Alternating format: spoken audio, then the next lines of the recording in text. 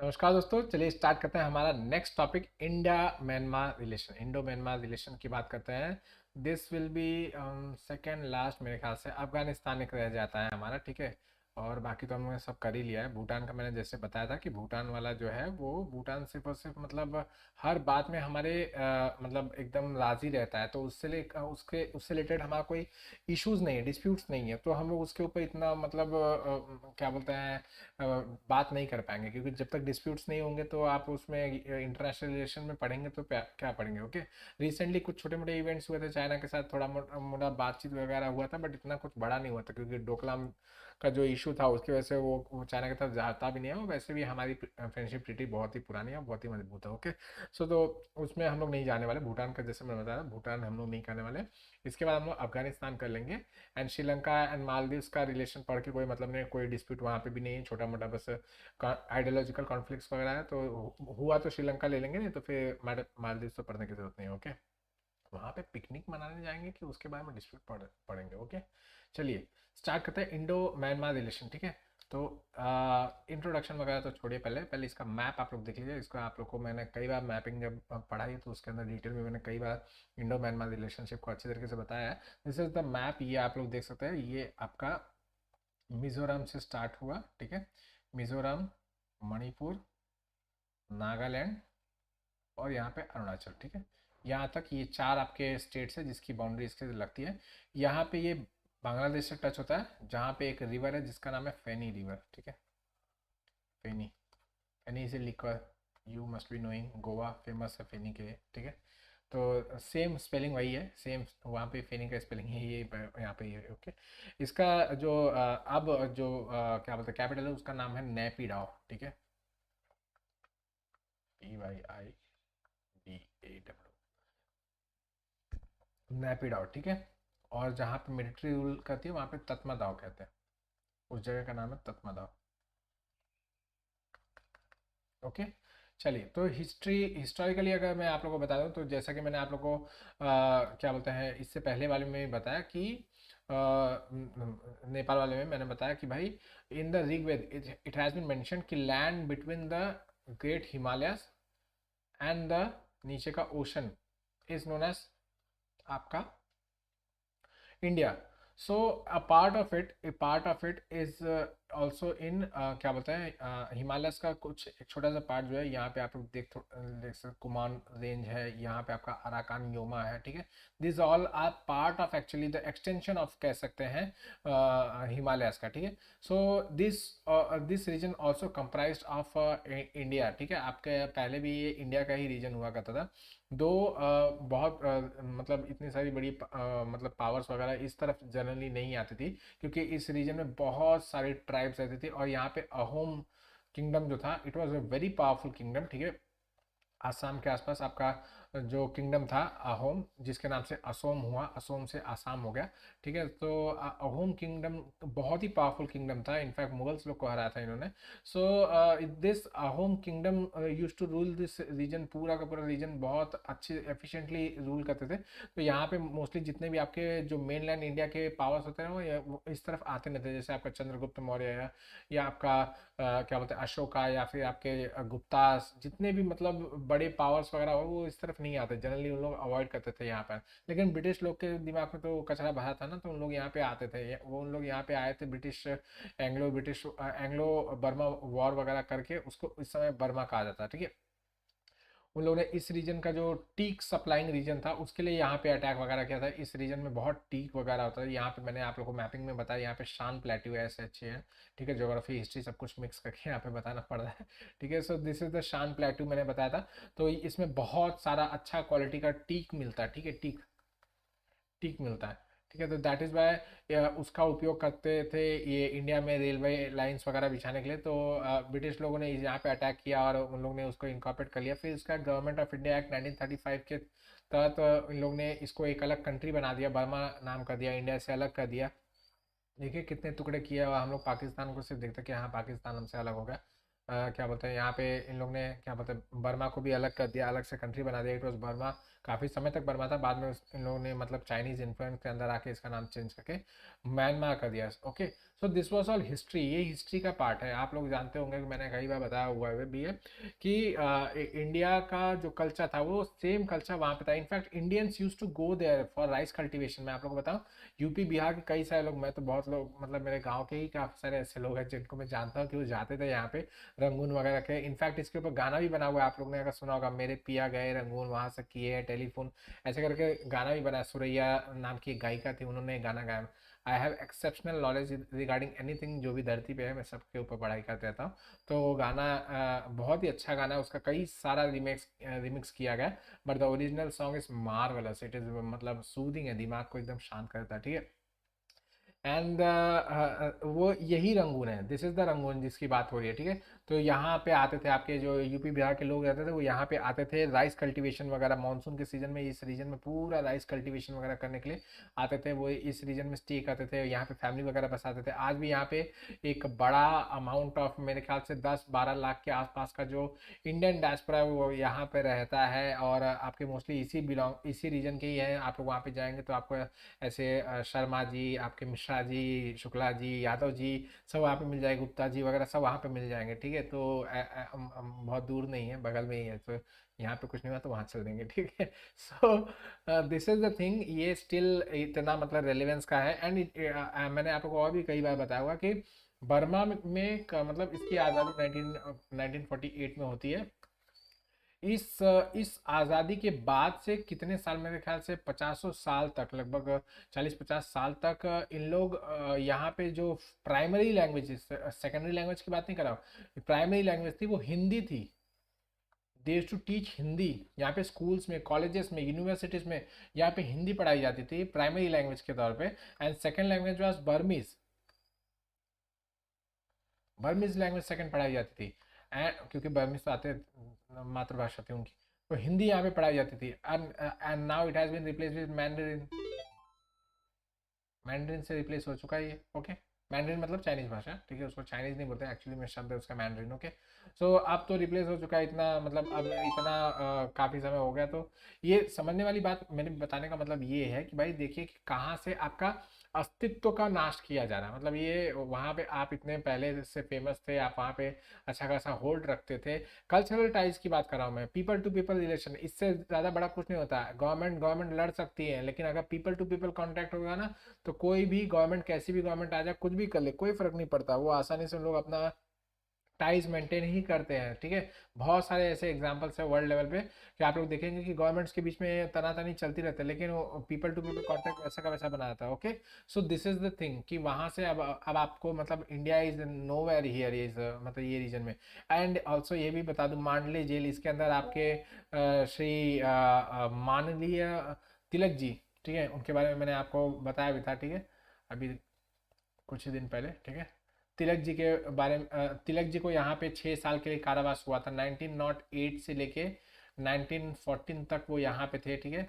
उनको सेडिशन का चार्जेस लगाया गया था, ठीक है, 124A का चार्जेस लगाया गया था, 6 साल का कारावास मांडली जेल में उनको रखा गया था। सेम सेम केस में गांधी जी को भी यहाँ पे भेजा गया था, बट उनको हेल्थ ग्राउंड्स पे जल्दी छोड़ दिया गया था। लेकिन तिलक जी ने पूरा 6 साल यहाँ पे बिताया था, 6 साल कड़ी मेहनत की थी। उन्होंने यहाँ पे दो बहुत ही प्रोमिनेंट बुक्स लिखी थी, जिसके बारे में मैंने आपको बताया था, गीता रहस्य, गीता रहस्य, और दूसरा आर्कटिक होम ऑफ आर्यंस। इनकी तो बहुत ही प्रोमिनेंट बुक है, बहुत ही एक्सेप्शनल लेवल की इनकी मतलब कमांड थी आपके संस्कृत वगैरह के ऊपर। तो वहाँ पे मतलब मांडले जेल में रहते हुए उन्होंने इन दोनों बुक्स को लिखा था। इट इज़ अ वेरी मतलब इंपॉर्टेंट जगह। तो मतलब एक समय पे ये कभी मतलब भारत से अलग नहीं होता था, लेकिन 1935 के बाद से इसको अलग देश बना दिया, okay. So this are all are history. तो हिस्ट्री की बातें मैंने बता दी। अब आते हैं हम लोग थोड़ा रिसेंट इवेंट्स के ऊपर, और भी बहुत सारी चीज़ें हैं, हर चीज़ को बताते जाऊँगा तो ये लेक्चर 3-4 घंटे का हो जाएगा, ठीक है। तो बेटर है कि फटाक से कर शॉर्ट करें। इंडो म्यांमार बॉर्डर की बात करें तो ये इतना है, इसका हर एक स्टेट में इतना इतना डिस्टेंस है, ये सब याद करने की जरूरत नहीं। 4 स्टेट्स है जिनके साथ इसकी बॉर्डर लगती है, बस ये याद रखिएगा। ओके। नेक्स्ट, बाकी लगभग पूरा बॉर्डर ही है, इसमें कुछ भी ऐसा मतलब ये नहीं फेंसिंग वगैरह नहीं किया गया। दैट इज़ वाई बहुत सारी इंसर्जेंसी यानी ये सब के बहुत सारे एक्टिविटीज़ यहाँ पे हाइपरली एक्टिव रहते हैं, हमेशा के समय एक्टिव रहते हैं। बट यही है कि क्या बोलते हैं, अब धीरे धीरे करके कब काफ़ी हद तक कर लिया गया। एंड जैसे मैंने नेपाल में बताया था कि रोटी बेटी का संबंध है, वैसे सेम यहाँ पे भी केस है कि मिजोरम के लोग यहाँ पे आके शादी करेंगे चिन लोगों से, ठीक है। चिन यहाँ पे ट्राइब है, चिन ट्राइब, वो आपके जो मिजो ट्राइब है वो चिन ट्राइब की एक शाखा है, ठीक है। फिर यहाँ पे आपके नागास इधर भी रहते हैं, इधर इधर भी रहते हैं। तो ये भी एक मतलब आपको मतलब बता रहा हूँ कि यहाँ के लोग वहाँ पे जाते हैं, वहाँ के लोग यहाँ पे आते हैं, इस तरीके से लोग काम करते हैं। मतलब इनका भी रोटी बेटी का संबंध है इसी तरीके से, ठीक है। पोरस बॉर्डर है एकदम से, कुछ भी फेंसिंग वगैरह नहीं किया गया। दैट इज वाई बहुत सारे एक्टिविटीज होती रहते हैं, नेगेटिव भी है पॉजिटिव भी। ओके। एंड चलिए आगे बढ़ते हैं। हिस्ट्री मैंने बता दिया कि इतना सारा चीज़ें हुआ। एंड हाँ, गौतम बुद्ध जी का तो एंगल मैंने बताया नहीं इसके अंदर। बुद्धिज़्म आपका बर्मा का एक प्रोमिनेंट लैंग्वेज है। मैंने आपको बताया था कि बुद्धिज़्म आपका मैक्सिमम एरिया में आपका बुद्धिज़्म ही फॉलो किया जाता है। बुद्धिज़्म इज़ द कह सकते हैं कि वहाँ का स्टेट रिलीजन है। एंड यहाँ पे एक स्टेट है, मतलब एक प्रोविंस है वहाँ का, रखाइन प्रोविंस, जहाँ पे आपके मुस्लिम डोमिनेटेड लोग रहते हैं, जिनको रोहिंग्यास कहा जाता है, जिनको मार के यहाँ से लोगों को भगा दिया गया था। काफ़ी अभी भी वहीं पे रहता है, बट बहुत सारे लोगों को यहाँ से मार के भगा दिया गया था। They took the shelter in the Bangladesh, वहाँ पे भाग गए थे। बट बाकी जो रीजन है वहाँ पे आपके बुद्धिस्ट लोग रहते हैं, ठीक है। बर्मीज लोग जो है मोस्टली आपके बुद्धिस्ट है। सो बुद्धा जी की मतलब एसेंस कहाँ है, मतलब स्टार्ट कहाँ है सर, तो इंडिया में, ठीक है। सो दैट इज़ वाई क्या बोलते हैं वो हमारा एक और एंगल है उनसे, पीपल टू पीपल कॉन्टैक्ट का एक और एंगल है कि वो इंडिया आना चाहते हैं। यहाँ पे जो जो जो जगह है जहाँ पे गौतम बुद्धा ने अपने पैर रखे, अपने सरमन्स वगैरह दिए, जहाँ जहाँ पे वो घूमे फिरे, उन जगह पे वो आना चाहते हैं, देखना चाहते हैं। इनफैक्ट जो बुद्धिज़्म वहाँ पे फॉलो किया जाता है उसको थेरवाद बुद्धिज़्म कहा जाता है, ठीक है। थेरवाद जिसको हीनयान का एक शाखा बोला था, ठीक है। हीनयान, महायान, इसके ऊपर सब बातें हो चुकी है ऑलरेडी। हिस्ट्री के प्लेलिस्ट में मैंने हीनयान महायान सबके बारे में बता चुका। तो हीनयान का एक ब्रांच है थेरवाद, तो वही आपके बर्मा में फॉलो किया था। और आपके यहाँ पे भी अब तो खैर मतलब हीनयान तो एकदम खत्म हो चुका है, लेकिन थेरवाद बुद्धिज्म आज भी आपके यहाँ पे सर्वाइव कर रहा है थोड़ा सा ही। ओके। मोस्टली आपके वर्ल्ड में जो भी सर्वाइव करा है वो महायानी सर्वाइव करा है। ओके। एंड सुभाष चंद्र बोस जी ने यहीं पे अपना फेमस डायलॉग जो है आपका, give me blood and I shell give you freedom, वो क्या बोलते हैं उन्होंने यहीं पे स्लोगन दिया था। This are all the things जो कि हिस्ट्री के अंदर मेंशन किए गए हैं, हिस्ट्री में हमेशा से एच हो चुके हैं, मतलब वहाँ पे लिख के छोड़ दिए गए, वो कभी मिट नहीं सकते, अमिट छाप छोड़ के चले गए, ठीक है। तो this are all the thing. हमारे हमारे रिलेशनशिप हमेशा से बहुत ही अच्छे रहे बर्मा के साथ। बर्मा कोई ऐसा देश नहीं है जिसको हम लोग अलग देश या टूटा हुआ देश, ऐसा भाई बंधु ऐसा सभी छिड़ा हुआ। पाकिस्तान के साथ जितने हमें मन मुटाव है उतना इसके साथ नहीं है। Though we had something up and down सबके साथ होता है, लेकिन फिर भी right now we have a very good relationship. Yes, there is a China factor, always there is a China factor. मैंने बताया था इंडिया के जितने भी आसपास की कंट्री रहेंगे वहाँ पे चाइना फैक्टर होगा ही। क्यों? क्योंकि देर is A fear, always there is A fear in the smaller countries की इंडिया कभी भी डोमिनेट कर देगा तो हम क्या करेंगे। तो that is why they always keep China factor as the trump card, थोड़ा सा एक अल्टरनेटिव कार्ड लगा के रखे रहते हैं कि भाई कुछ होगा तो हम चाइना को फोन लगाएंगे, अरे देखो हमें मार रहा है करके, इस तरीके से। एक्सेप्ट फॉर भूटान, बाकी सारी कंट्रीज लोग के पास अपना अपना चाइनीज कार्ड रखा हुआ है। ओके। सो सेम यहाँ पे भी है, बट मैं इस तरीके की फालतू हरकतें नहीं करता, बहुत हेल्पफुल रहता है। ओके। सेकेंड थिंग आप लोगों को ये बता दूं कि 1948 के बाद जब ये आज़ाद हुआ तो उसके बाद इसके अंदर डेमोक्रेटिक प्रोसेस की इनिशिएशन होना चाहिए था, बट वो हुआ नहीं, डेमोक्रेसी नहीं आई। मिलिट्री रूल से थ्रू, जैसा कि पाकिस्तान में था सेम टू सेम वैसा का वैसा यहाँ पे भी होता जाता। बट ये था कि अनलाइक पाकिस्तान, वहाँ पे मतलब जैसा पाकिस्तान में कराया जाता बहुत ही कत्लेआम वगैरह ये सब वो सब यहाँ पे नहीं होती थी। छोटे मोटे कू होते थे और क्या बोलते तख्ता पलट हो जाता था, इस तरीके से किया जाता था। बट इंडिया का एक इशू था कि इंडिया हमेशा से प्रो डेमोक्रेसी था, आपके पंडित जवाहरलाल नेहरू जी से लेके आपके क्या बोलते हैं आगे तक के गवर्नमेंट्स जितने भी हैं सब लोग, इनफैक्ट आज तक भी सब लोग डेमोक्रेसी के ऊपर बहुत ही बल डालते हैं, ठीक है, कि डेमोक्रेसी होनी चाहिए, डेमोक्रेसी होनी चाहिए, ठीक है। आगे मैं अफगानिस्तान वाले में बताऊंगा, तो उसमें मैं आप लोगों को बताऊंगा कि डेमोक्रेसी के ऊपर बहुत ज़्यादा हम लोग बल डालते हैं कि हाँ भाई, democracy is the prime requirement कि हाँ हमारा रिलेशन जो हो वो कॉर्डियल होना चाहिए। So that is why till मतलब आपके राजीव गांधी जी जब तक थे तब तक का जितने भी प्राइम मिनिस्टर्स भारत के हुए, वो बर्मा से थोड़ा सा कटा कटा व्यवहार ही रखते थे, मतलब एकदम एंगेजमेंट नहीं रखते थे और एकदम से मोस्टली कटा ही व्यवहार रखते थे, क्योंकि वहाँ पे डेमोक्रेसी नहीं होती थी, मिलिट्री रूल होती थी। तो वी हैड की हम लोग इनके साथ कोई वो नहीं करेंगे, जिसका हमको खामियाजा भुगतना ये पड़ा कि आपका जो नॉर्थ ईस्ट का रीजन था, यहाँ पे इंसर्जेंसी बहुत हाई हो गई, क्योंकि बर्मा स्पॉन्सर्ड इंसर्जेंसी आपके इस रीजन में आ गई। इन चीज़ों को बाद में देखा गया, बाद में नोटिस किया गया कि ये तो हमारे लिए बोन ऑफ कंटेंशन बनता चला रहा है, हम लोग दोनों तरफ से मार खा रहे हैं। एक तरफ आपका क्या बोलते हैं पाकिस्तान है, और एक तरफ आपका बर्मा है, दोनों भी अपने अपने मतलब क्या बोलते हैं तरफ से, एक यहाँ से प्रॉब्लम दे रहा है, एक यहाँ से प्रॉब्लम दे रहा है, एक ऊपर चाइना प्रॉब्लम दे रहा है, हर तरफ से हम ही लोग फंसे पड़े हैं। सो दैट इज वाई फिर उसके बाद ये देखा गया आफ्टर राजीव गांधी जी के बाद, फिर 1984 के बाद ये देखा जाने लगा कि we should change some tactics. 1988 के आसपास हम लोगों ने चेंज करना स्टार्ट किया, and we started engaging this Myanmar. ठीक है, म्यांमार के साथ हम लोग बातें करना और धीरे धीरे करके उसको क्या बोलते हैं जो उसके मिलिट्री रूल थे उसके साथ एंगेज करना, पीपल टू पीपल कांटेक्ट वगैरह बढ़ाना, ये सब करना स्टार्ट किया। ठीक है, सो इससे क्या हुआ कि जो वहाँ पे जो चाइनीज इन्फ्लुएंस था अब तक तो खैर बहुत ही अंदर तक पेनिट्रेट कर चुका था इंडिया, मतलब Hindi language was replace completely bye mandarin, हो ही चुका था ऑलरेडी, हो चुका था इतने साल के, मतलब 40-50 साल तो हो ही चुके थे।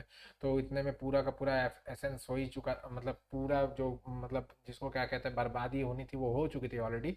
सो अब धीरे से होश आया सबको, और आफ्टर मतलब पीवी नरसिम्हा राव जी के बाद से फिर ऐसा देखा जाएगा कि we should start the engagement process with Myanmar. हम लोग हर फ्रंट पे अपने दुश्मन बना के नहीं बैठ सकते कि हाँ पाकिस्तान इस तरफ दुश्मन बन के बैठा है, ऊपर चाइना दुश्मन बन के बैठा है, इस तरफ म्यांमार दुश्मन बन के बैठा है, एक बांग्लादेश है वो भी दुश्मन बन जाएगा। सो इससे हमारे लिए कुछ बेनिफिशियल तो हो नहीं जाता, पूरा का पूरे भारत में अनस्टेबिलिटी बनी ही रहेगी। ठीक है, दैट इज़ वाई धीरे धीरे करके हम लोग ने उसको ये जो हमारा डेमोक्रेसी वाला जो पॉइंट था कि हम लोग डेमोक्रेसी नहीं होगा तो बात नहीं करेंगे वैसा वैसा, उसको पूरी तरीके से हम लोग ने निगलेक्ट करना छोड़ दिया। छोड़ो यार, क्या फ़र्क पड़ता है डेमोक्रेसी हो ना हो, उससे क्या फ़र्क पड़ता है। We will talk, we will engage, we will discuss the issues वगैरह डिस्कस करेंगे। उसके बाद से हम लोग अच्छे रिलेशनशिप की तरफ जा रहे हैं। इनफैक्ट आप लोग ने अगर उरी मूवी देखी होगी तो मैंने आप लोग को कई बार इसका रेफरेंस बताया कि उरी मूवी जब स्टार्ट होती है तो एकदम इनिशियली वो एक सीन दिखाया जाता है जिसमें काफ़ी अंधेरा जंगल रहता है, और वहाँ पे इंडियन जो फोर्सेस होते हैं वो मतलब छुप के बैठी रहते हैं, काफ़ी लोग वहाँ पे मीटिंग करते रहते हैं, जो इंसर्जेंट्स रहते हैं वो मीटिंग करते रहते हैं, और उनके क्या बोलते हैं उनके ऊपर इन लोग अटैक करते हैं, और फिर उसके बाद इनको काफ़ी लोगों को मार डालते हैं। एक शायद बच के बच जाता है। It is an actual event, मैंने इसके बारे में न्यूज़पेपर में पढ़ा था, द हिंदू में ही। So it was a actual event जो मैंने इसको पढ़ा था, एंड मूवी में मैंने देखा जब इसको इनकॉर्पोरेट किया हो तो मुझे अच्छा लगा कि हाँ आई हैव डन समथिंग, अच्छा चीज़ मैं पढ़ लेता हूँ, इसको मुझे पता रहता है पहले से चीज़ें। बट थिंग इज इसका कंडेम्पशन हुआ इंटरनेशनल चीज़ों पे, जैसे पाकिस्तान जैसी कंट्रीज ने ये कहा कि भाई ये तो अंदर घुस घुस के मार रहा है इंडिया, ये तो गंदी चीज़ है, अपने आसपास की कंट्रीज़ के ऊपर ये दबदबा बनाने की कोशिश करा, म्यांमार के टेरिटरी का इन्फ्रिंजमेंट करके उसके अंदर घुस के मार रहा है। सो इंडिया ने तो इसको मतलब कहा कि भाई ऐसे कोई बात नहीं, हम लोग ने अपना से रक्षा वगैरह किया। बट इसमें सबसे अच्छा रोल निभाया वहाँ की मिलिट्री गवर्नमेंट ने। मिलिट्री गवर्नमेंट ने कहा कि इनको हम ही लोग ने बताया था कि यहाँ पे लोग आ रहे हैं, आके मार के जाओ। सो आपको कौन बोल रहा है बीच में बोलने के लिए, जब हमारे इनके बीच में बायलेटरल इशू, हमारे और इनके बीच की बात है, बायलेटरल बात है, तो आप कौन से तीसरे आ रहे हो फटे में टांग अड़ाने के लिए, तो बेटर है कि आप अपना काम करो, हम लोग को परेशान ना करो। So we have a very very very good relationship right now. In fact इन लोग के मतलब मिलिट्री रूल की वजह से ही आज हमारे पास इतना मतलब इतना अच्छा क्या बोलते हैं स्टेटस है, इतना अच्छा हमारे साथ क्या कह सकते हैं कि कंडीशन है आपके नॉर्थ ईस्ट में कि इंसर्जेंसी बहुत ही रिड्यूस हो चुकी है, काफ़ी हद तक रिड्यूस हो चुकी है। होप कथा आप लोगों को समझ में आ रहा है, सारा का सारा चीज़, सारे जितना भी आपका जिस्ट ऑफ द हिस्ट्री जो बोल सकता हूँ कि मैंने आपको दे दिया एक ही बार में। So we right now have a very good relation, हमारा अच्छा रिलेशन है, दो देर इज़ नॉट मतलब एक बिट ऑफ डेमोक्रेसी नहीं है म्यांमार में, even then we support military rule, वहाँ का कोई दिक्कत नहीं है, हम लोग उनके खिलाफ कभी भी नहीं जाते। Okay, so this is the background, this is the prose, let's come to some important topics like why important is Myanmar to India, ठीक है, इम्पोर्टेंस क्या है म्यांमार का, ठीक है, इंडिया के लिए। तो फर्स्ट है स्ट्रैटेजिक इम्पोर्टेंस। सबसे पहला इम्पोर्टेंट चीज़ यही है कि भाई स्ट्रैटेजिकली प्लेस्ड है, इतना स्ट्रैटेजिकली प्लेस्ड है। मैं आप लोगों को दिखाता हूँ। This is the interjection point. आप इसको देखिए, ये इंटरजेक्शन पॉइंट है, ये ऊपर चाइना है, यहाँ पे म्यांमार है, ये आपका इंडिया है, ओके। इसके अलावा यहाँ से फिर उसके बाद Laos, Vietnam, Cambodia, Thailand, sorry, हर जगह मतलब इंडो चाइना में जाने का अगर रास्ता खुलता है तो आपके नॉर्थ ईस्ट पहला आपका लॉन्च पैड हुआ, उसके बाद फिर आप म्यांमार में एंटर करें और फिर उसके बाद you go to Thailand, Laos, Myanmar, Vietnam, जहां आपको जाना है वहां पे आप जा सकते हो, okay. So this becomes a very very very important junction point आप कह सकते हैं, जहाँ से आपको होके जाना ही है। अगर आपको इंडो चाइना में जाना है तो आपको होके जाना है। अब आप इंडिया ऐसे आप समझ नहीं रहे होंगे, तो मैं आप लोगों को एक और एग्जांपल से समझाता हूँ कि पाकिस्तान के उस तरफ हमारा प्यारा दोस्त अफगानिस्तान है, ठीक है। लेकिन अफगानिस्तान तक जाने के लिए हम लोग को पाकिस्तान से जाना पड़ सकता है ना। अगर हम लोग को जाना है वहाँ पे कोऑर्डिनेशन बनाना है तो हम लोग को पाकिस्तान से जाना है, जो कि पाकिस्तान के साथ मुमकिन नहीं। लेकिन सपोज कीजिए कि अगर उसके साथ हमारे अच्छे रिलेशन होते हैं तो नेचुरल सी बात है कि हमारे अफगानिस्तान के साथ भी बहुत बहुत बहुत अच्छे रिलेशन होते हैं, ओके। तो सेम यहाँ पे हो रहा है। हम लोग ऐसा नहीं चाहते कि दोनों फ्रंट पे हमारे सामने सब तलवार लेके खड़े हैं। तो बेटर है कि एक फ्रंट तो एटलीस्ट ओपन रखो। We can go look east and we can act east, ठीक है। इसके लिए हम लोग ये कर रहे हैं कि भाई इसको तो कम से कम अपने पास रखो कि नॉर्थ ईस्ट हम लोग सुधार लेंगे, उसके बाद हम लोग म्यांमार में एंटर करेंगे and we will go other countries, जो जितने भी कंट्रीज सबके साथ हम लोग अपनी अपनी दोस्ती को मेंटेन करेंगे। तो ये क्या है, बहुत ही स्ट्रैटेजिकली लोकेटेड है। इसके अलावा ये चाइना के बॉर्डर पे होने की वजह से, चाइना के साथ बॉर्डर होने की वजह से, इन केस हम लोग को अगर चाइना के ऊपर दबाव बनाना है तो we can have this as an alternative ना। हम लोग अगर इसके साथ अच्छे रिलेशन बनाते हैं तो चाइना को भी लगेगा कि ये तो मेरा भी दोस्त है, ये तो उसके साथ ज़्यादा भिड़ रहा है, मेरे साथ कम भिड़ रहा है। और इसके अलावा ये बांग्लादेश से भी आप देख लीजिए, बांग्लादेश का अदर इंडिया के सिवाय अगर कोई अल्टरनेटिव है तो वो आपका म्यांमार है, ठीक है।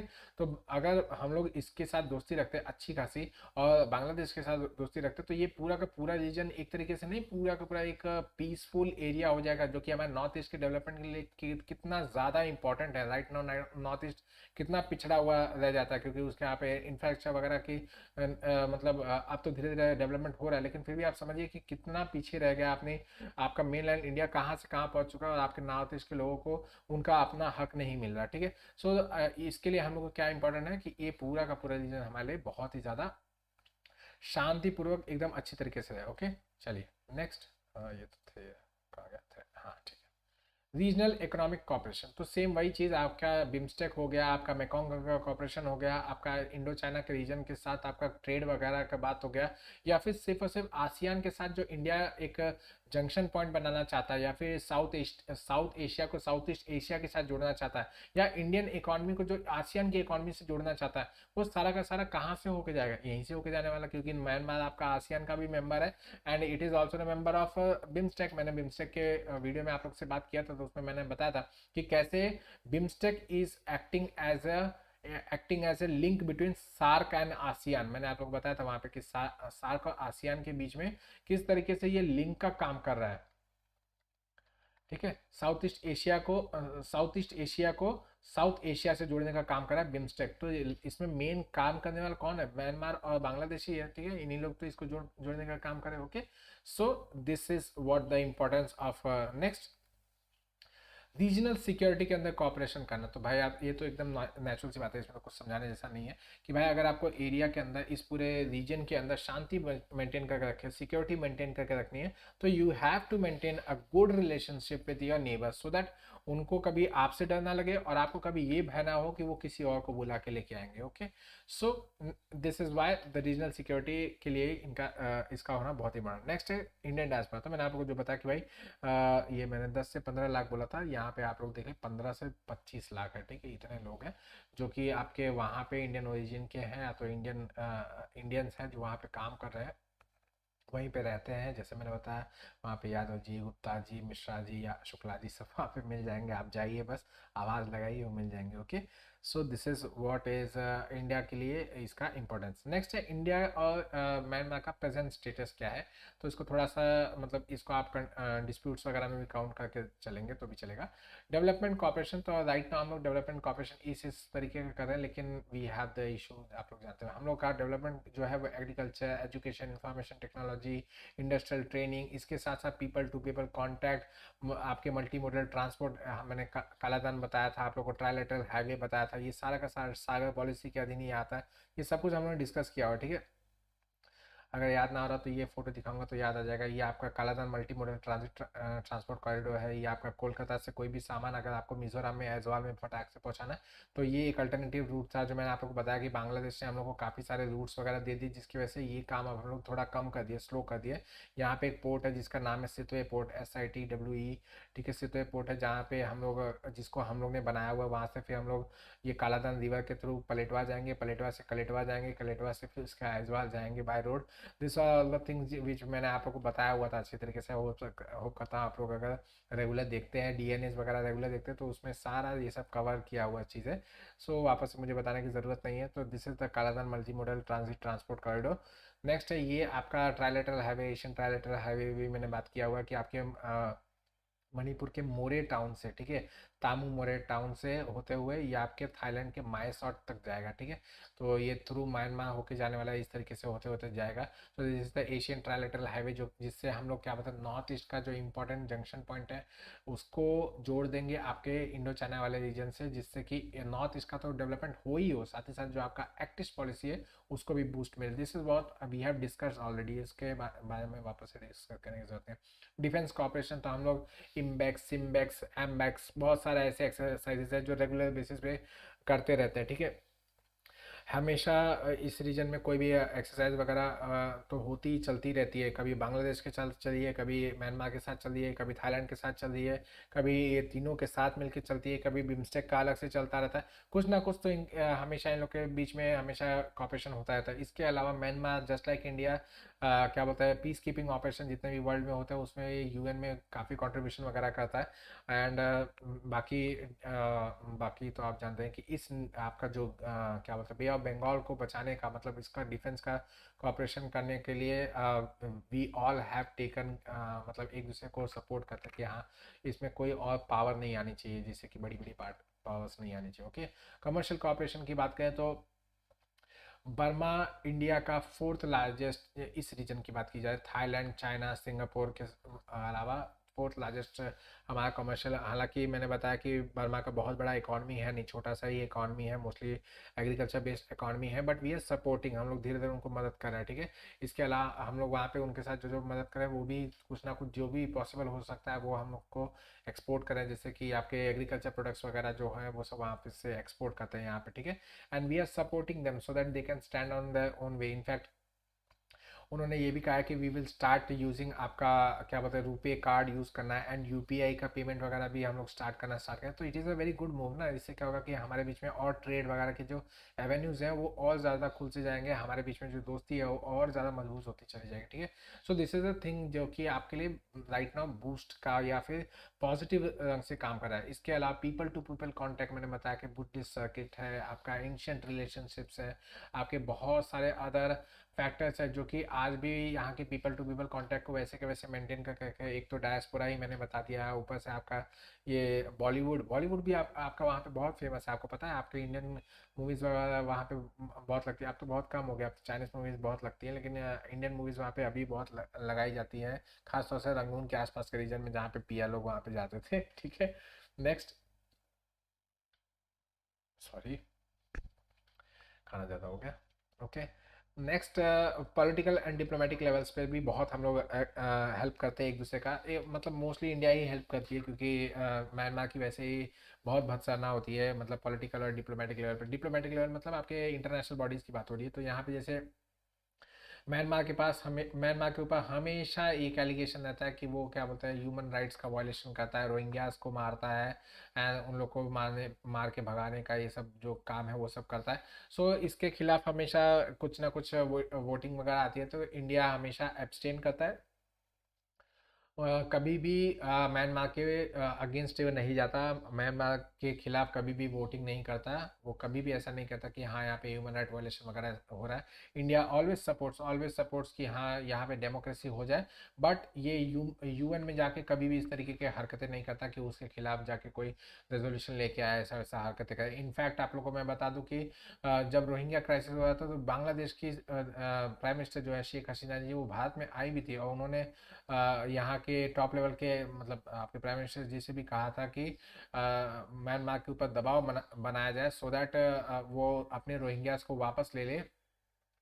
और जो इसका बर्डन क्या बोलते हैं हमारे मतलब बांग्लादेश के ऊपर जो पड़ रहा था, इकोनॉमिक बर्डन जो बांग्लादेश के ऊपर पड़ा था, जो रेफ्यूजी क्राइसिस जो हो रही थी, उसका जो बर्डन बांग्लादेश के ऊपर पड़ रहा था, उसको कम किया जा सके। But India backed out. India ने कहा ना ऐसा तो पॉसिबल नहीं है रे बाबा, तेरे चक्कर में आके फंस जाऊंगा, ठीक है। और लेकिन फिर भी हमारा मतलब बांग्लादेश से कोई शोर ना हो जाए relationship, that is why we started the operation known as operation Insaniyat, ठीक है।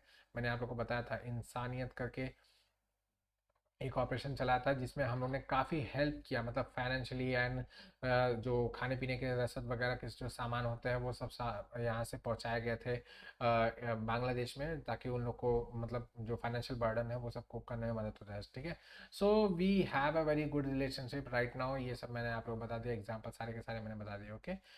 नेक्स्ट आते हैं चैलेंजेस, जो कि फोरमोस्ट थिंग है आपके किसी भी रिलेशनशिप में। मैंने कई बार आपको एम्फोसाइज किया कि disputes and challenges are the key, जिसके ऊपर आपका यूपीएससी का क्वेश्चंस वगैरह बनता है। तो फर्स्ट है बायलैटरल ट्रेड। तो हमारे और म्यांमार के बीच में क्या ही बायलैटरल ट्रेड होगा, वो मतलब क्या बताऊँ आपको। यहाँ पे देखिए 2 बिलियन से भी कम का इसका बायलैटरल ट्रेड है, ठीक है, बहुत ही कम। तो आप समझ 2 बिलियन कहाँ है, आपकी इकॉनमी 3 ट्रिलियन से ऊपर की हो गई है। तो उसमें 2 बिलियन मतलब क्या 100 पार्ट भी नहीं है वो उसका, ठीक है। तो इतनी छोटी सी और वैसे भी क्या कर सकते हैं, इस रीजन में एग्रीकल्चर होता है, तो एग्रीकल्चर के कितने भी एक्सपोर्ट्स होंगे तो नॉमिनल रेट्स के ही होते हैं ना। वी आर ट्राइंग कि हम लोग इनकी हेल्प कर सके सो दैट यहाँ पे भी कुछ कुछ इंडस्ट्री जैसे कि आपके फूड सेक्टर के ही एग्रो बेस्ड इंडस्ट्रीज वगैरह हो सके, या फिर फूड प्रोसेसिंग इंडस्ट्री जो होती है वो सब, एमएसएमई सेक्टर जो होती है वो सब यहाँ पे आ सके। लेकिन इट विल टेक टाइम ना, थोड़ा समय लगेगा, ओके। तो बायलैटरल ट्रेड इतना छोटा सा है। नेक्स्ट रोहिंग्या क्राइसिस, तो बहुत प्रोमिनेंटली मैंने बता दिया कि इसकी वजह से बहुत बड़ा इन्फ्लक्स हुआ था। आपके यहाँ पे भी हुआ था, मिजोरम में काफ़ी लोग आ गए थे, इंडिया ने बहुत कोशिश किया रोकने की, लेकिन कुछ ना कुछ तो आ ही गए। काफ़ी सारे यहाँ मतलब बांग्लादेश के रूट से भी एंटर कर गए थे भारत के अंदर। तो दिस ऑल द क्राइसिस जो कि इस रीजन में अनस्टेबिलिटी पैदा कर रहा है, बट वी आर ट्राइंग जितना हो सके उतना बचाने की कोशिश कर रहा है।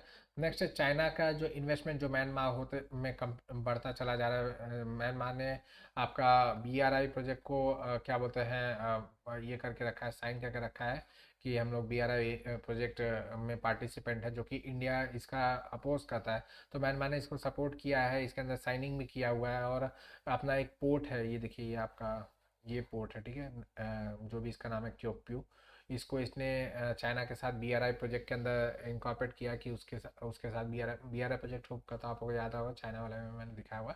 तो उसके अंदर इसने दिया हुआ है, उसमें इसको बनाने का काम दिया गया, ठीक है। So this are all the thing जिसमें मतलब चाइना का इन्वेस्टमेंट यहाँ पे ज़्यादा होता जाएगा तो उसका इन्फ्लुएंस भी ज़्यादा बढ़ते चला जाएगा, जो कि इंडिया के लिए नेगेटिव चीज़ें हो जाती हैं, ओके। चाइना का इस रीजन में इन्फ्लुएंस बढ़ना वो इंडिया के लिए हमेशा नेगेटिव रहेगा, ओके। बॉर्डर सिक्योरिटी, तो मैंने बताया कि पूरा बॉर्डर है, इनसिक्योरिटी हमेशा बनी रहती है, हमेशा इंसर्जेंसी वगैरह बनी रहती है।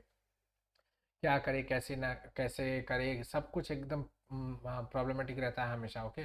So this is the thing जिसकी वजह से आपका बॉर्डर सिक्योर करना और नॉर्थ ईस्ट का रीजन को एकदम पीसफुल लविंग बना के रखने के लिए हमारे लिए बहुत इंपॉर्टेंट हो जाता है कि ये बॉर्डर का जो इंसर्जेंसी वगैरह का ऑपरेशन है इसको कम किया जाए। और उसके लिए हम लोग को कॉर्डियल रिलेशनशिप इसको म्यांमार के साथ बनाने पड़ेंगे, but it is not always feasible ना, हमेशा नहीं हो सकता, okay. Slow pace of development project, तो मैंने आपको बता दिया इंडिया के ऊपर ये एक थप्पा लगा हुआ है कि भाई इंडिया जितने भी प्रोजेक्ट्स वगैरह स्टार्ट करता है उसको बनाने में उतना टाइम नहीं लेता, मतलब उसको जल्दी बनाने में उतना टाइम नहीं लेता, उसको बहुत टाइम लगता है, ठीक है। बहुत टाइम लगता है, अपने प्रोजेक्ट्स वगैरह कंप्लीट नहीं कर पाता। सो दिस इज ऑलवेज हमेशा रहेगा, इसको आप कहीं पे भी यूज़ करते रहिए ये वाला पॉइंट को। चलिए इसी के साथ वाइंड अप करता हूँ, आप इससे कल फिर मुलाकात करूँगा एक नई वीडियो के साथ। तब तक कैसे पढ़ते हैं, थैंक यू बच्चे।